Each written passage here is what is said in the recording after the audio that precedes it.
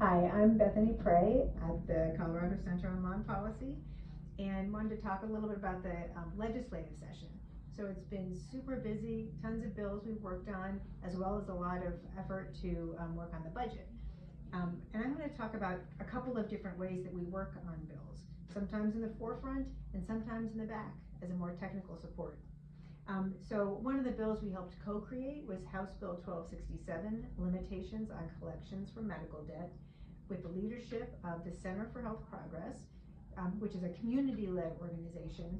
And our role was really to try to see how we could add the technical pieces that would meet the needs of those community members so that they can not be crushed by the medical debt they're facing, can maintain their housing, can put food on the table.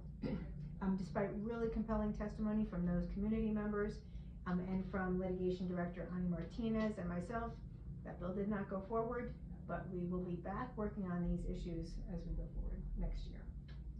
And then there are also bills where our work is less visible.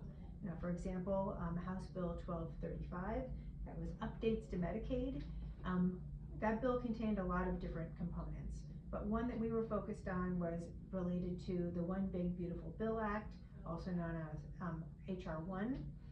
We knew that there were going to be changes for refugees and asylees this coming October, and we wanted to make sure that the language in the statute was clear. So we worked really closely with the State Department and the sponsors and didn't need to testify on that bill. That amendment got in, and that was exciting win. The second amendment on that bill was to make sure that the state provides data so that we can all see what's happening with the implementation of that bill next year when close to 300,000 people are going to have to comply with the work requirements in Medicaid. So that's our sort of behind the scenes work type of bill. Hi, Chris Nelson, Research and Policy Analyst here at CCLP, here to talk about what's excited me this legislative session. And being able to protect and advance worker rights is something that's really been thrilling this session. And we were able to join some of our labor partners to pass some really important measures, including House Bill 1005, the Worker Protection Act, which eliminates our state's second election requirement when forming a union, which is really only in place to prevent workers from organizing.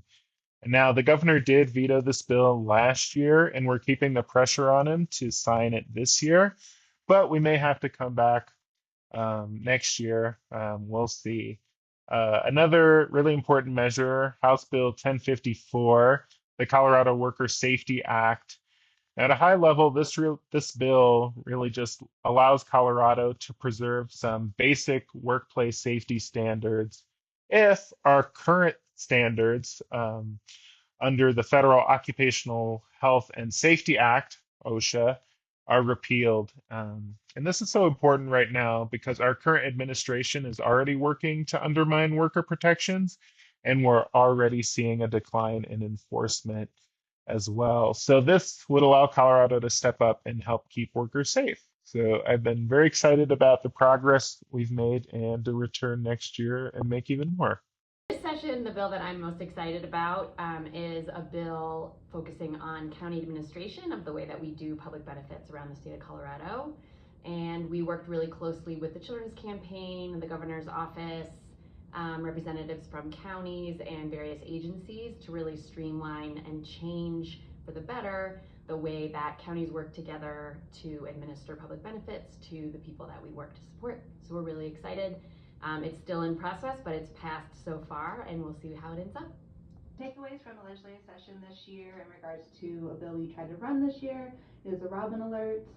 The goal was really to help institute a uniform framework for notifications for people who utilize electricity, which is everybody, regardless of what utility company you have in any part of the state. We tried to pave a path, and we were able to pave a path to legislation. We were able to speak with sponsors and other legislative leaders. We worked with a lot of coalition members and got a lot of supports.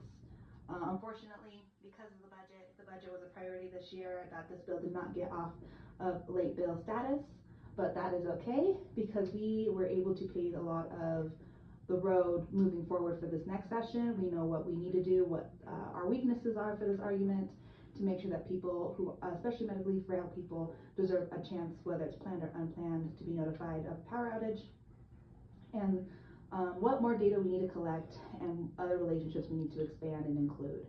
So these are all things that are to come, what we've learned, and how we're going to improve for next year.